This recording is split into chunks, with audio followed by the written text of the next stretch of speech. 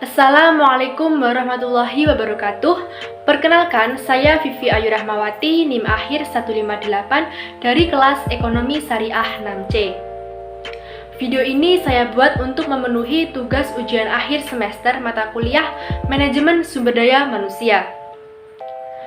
Pada video kali ini, saya akan menjelaskan isi dari poster yang telah saya buat dan juga akan menjelaskan implementasi dari isi poster yang telah saya buat. Poster yang telah saya buat ini berjudul Pentingnya Pelatihan Karyawan. Nah, sebelum kita mengetahui mengapa sih pelatihan karyawan itu penting, kita harus mengetahui pengertian dari latihan itu sendiri. Latihan atau training dimaksudkan untuk memperbaiki penguasaan berbagai keterampilan dan teknis pelaksanaan kerja tertentu, terinci, dan rutin. Latihan menyiapkan para karyawan untuk melakukan pekerjaan-pekerjaan sekarang. Nah, isi poster yang selanjutnya adalah mengenai tujuan dari pentingnya pelatihan karyawan. Di sini saya menyebutkan ada 6 tujuan dari pentingnya pelatihan karyawan, yaitu yang pertama adalah meningkatkan komitmen karyawan. Dengan adanya pelatihan, pegawai diharapkan akan memiliki persepsi yang lebih baik tentang organisasi yang secara tidak langsung juga akan meningkatkan komitmen kerja pegawai, serta dapat memotivasi mereka untuk menampilkan kinerja yang lebih baik. Lalu yang kedua adalah bertambahnya kompensasi. Dengan meningkatnya kemampuan dan keterampilan yang dimiliki oleh seorang pegawai, maka juga akan meningkatkan efektivitas dan juga efisiensi pekerjaan, sehingga laba perusahaan juga akan meningkat. Yang ketiga adalah menekan kecelakaan. Dengan adanya pelatihan, diharapkan tingkat kecelakaan ketika melakukan pekerjaan akan menurun. Dan yang keempat adalah meningkatkan efisiensi. Yang kelima, menunjang karir. Dalam hal menunjang karir, maka kemampuan dan keahlian perlu untuk ditingkatkan terus. Oleh karena itu, dengan melalui pelatihan ini, hal tersebut akan dapat dicapai. Dan yang keenam adalah pelayanan yang lebih baik. Dengan adanya pelatihan, maka pegawai diharapkan mempunyai pelayanan yang lebih baik kepada seorang pelanggan. Karena tanpa pelayanan yang lebih baik, sebuah perusahaan tidak akan mampu untuk menambahkan pelanggan. Nah, isi poster yang selanjutnya adalah langkah-langkah program pelatihan yang efektif. Di sini ada 3 fase dalam program pelatihan yang efektif. Yang pertama adalah fase perencanaan. Fase ini dimulai dengan menentukan tujuan dari pelatihan yang sangat penting, seperti menyusun kurikulum yang berisi tentang apa yang perlu dipelajari oleh para pekerja. Yang kedua adalah fase mendesain pelatihan. Pada fase kedua ini diperlukan kegiatan mendesain lingkungan pelatihan agar lingkungan pelatihan tersebut mendukung program pelatihan yang efektif. Dan yang terakhir adalah fase evaluasi kegiatan pelatihan. Fase ini dimaksudkan untuk menilai kegiatan pelatihan yang telah dilaksanakan. Nah, isi dari poster saya yang selanjutnya adalah implementasi program pelatihan.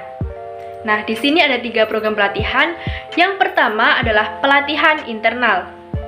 Contohnya pelatihan informal. Pelatihan yang terjadi melalui interaksi dan umpan balik di antara para karyawan, bisa dari mengajukan pertanyaan dan mendapatkan nasihat dari para karyawan dan supervisor. Lalu yang kedua contohnya adalah praktik kerja lapangan atau PKL.